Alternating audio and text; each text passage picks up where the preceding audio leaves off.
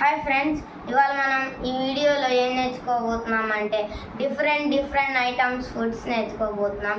ముందు ఈ వీడియోని లైక్ చేయండి, సబ్స్క్రైబ్ చేయండి.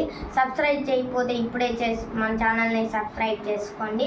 ఇప్పుడు మనం బిర్యానీ రైస్ ఎలా చేయాలో నేర్చుకోబోతున్నాం. చూడండి, ఈ వీడియో ఫుల్ దాకా చూడండి. ఫస్ట్ మనం పొయ్యి తీసుకుంటాం కదా, ఆ పొయ్యి మీద బాండీ పెట్టాలి.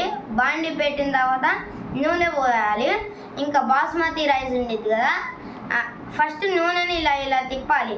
తర్వాత బాస్మతి రైస్ని ఎంత అంటే తెస్తే పోసేయాలి.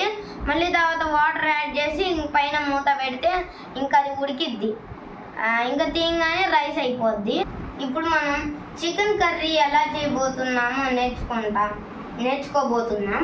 ఇప్పుడు ఫస్ట్ చికెన్ అదే షాప్ దగ్గర కొట్టుకొని తెస్తాం కదా, తెచ్చినప్పుడు అది కడుగుతాం. అక్కడ కడిగి బాండీలో వేస్తాం. పొయ్యి పెట్టి దాని మీద బాండీ పెట్టి దాంట్లో పోసినాక మీకు పులుసు రాలేదనుకోండి, ఆ పులుసుని ఎలా తెప్పియాలంటే, ఒకవేళ మీకు దాంట్లో పులుసు రాకపోతే ఈ నిమ్మకాయ పిండే అది ఉంటుంది కదా, అది తీసుకొని ఆ ముక్కల్ని దీంట్లో వేసి ఎలాగోలా ఇరికిచ్చి ఇలా వేసి పిండేస్తే అక్కడ పులుసు రసం పడుద్ది.